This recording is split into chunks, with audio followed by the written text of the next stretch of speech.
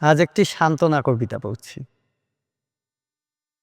আর্থিক অভাব-অনটন কিংবা পাওয়া না পাওয়াকে কেন্দ্র করে যখন প্রচণ্ড মন খারাপ থাকে, তখন এই কবিতাটি অনেকটা মোটিভেশনাল অ্যান্টিবায়োটিকের মতো কাজ করে।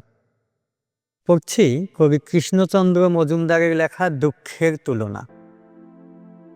একদা ছিল না জুতো চরণ যুগলে, দহিল হৃদয় বন সেই ক্ষোভানলে। ধীরে ধীরে চুপি চুপি দুঃখাকুল মনে, গেলাম ভজনালয়ে ভজন কারণে। তথা দেখি একজন পদ নাহি তার, অমনি জুতার খেদ ঘুচিল আমার।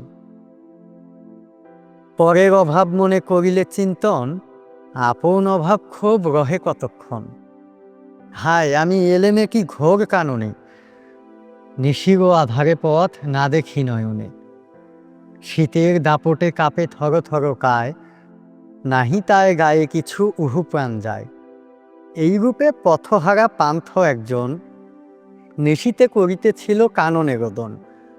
এমনও সময় তারে এমনও সময়, জলদ গম্ভীর নাদে ডেকে কেহ কয়, হে পথিক চুপ করো, করো না রোদন, একবার এসে মোরে কর দর্শন। বটে তুমি শীতে অতি যাতনা পেতেছ, কিন্তু তবু মৃত্তিকার উপরই রয়েছ। পড়িয়াছি আমি এই কূপের ভিতরে, রহিয়াছি দুটি চাক ধরিয়া দুকরে। গলাবধি জলে ডোবা সকল শরীর, রাখিয়াছি কোন রূপে উঁচি করি শির।